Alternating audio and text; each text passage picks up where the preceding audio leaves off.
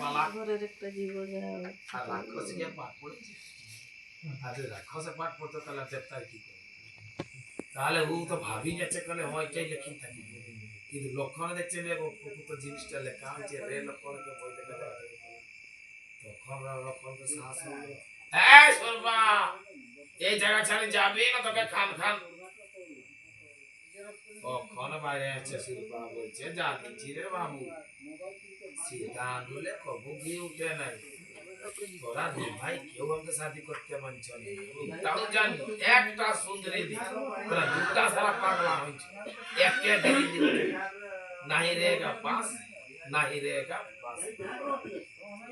नहीं रहेगा पास और नहीं रहेगा भलो सुरान रूप तो सुंदर रूप तो ছিল তো অসুর রূপ ধরি ও সুরান রূপ ধরে সে সীতা দেবী দিকে সীতা দেবী দিকে হাতটা বাড়ান তখন সেই সীতা দেবীর কদলের পাতা রকম কাটছে ভয়ে বাবু লক্ষণ দাদা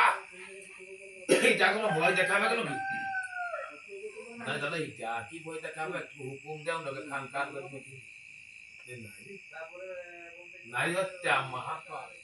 বুঝছেন নারী হত্যা তবে একে একটু ভয় দেখা যেমন জায়গা ছাড়ি পালা সিধা দিয়ে তৎকে মানে মানে এই ধরব এই মেয়েটা লক্ষণে দেখি কেউ নেই বাবা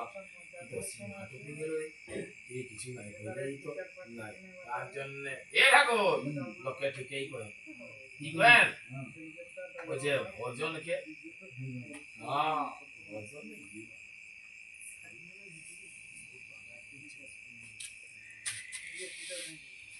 ভজন এখন উঠেছে